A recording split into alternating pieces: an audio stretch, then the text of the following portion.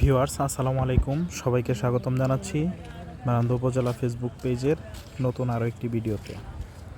Viewers, আপনাদের কাছকে দেখাবো জামালপুর জেলার মেরান্দহ উপজেলার নৈলারঘাট গ্রামের বন্যা পরিস্থিতি। দেখতে পাচ্ছেন নৈলাঘাট, এই জায়গাতেই একটি ছেলে পানি গোসল করতে এসে পানিতে ডুবে মারা গেছে।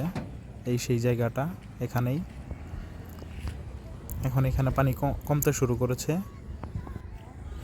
বারবার সতর্ক করার পরেও একই ঘটনা ঘটে চলেছে। গতকালকেও আমাদের জামালপুর জেলার মেরান্দহ উপজেলার শ্যামপুর ইউনিয়নের দক্ষিণ বালুরচর গ্রামে এক গৃহবধূ সহ 3 জন তরুণী বন্যার পানিতে নেমে গোসল করতে গিয়ে পানিতে ডুবে মারা যায়। বারবার সতর্ক করার পরেও বিভিন্নভাবে বন্যার পানিতে জামালপুর জেলার বিভিন্ন জায়গায় পানিতে ডুবে অনেক মানুষের মৃত্যু হয়।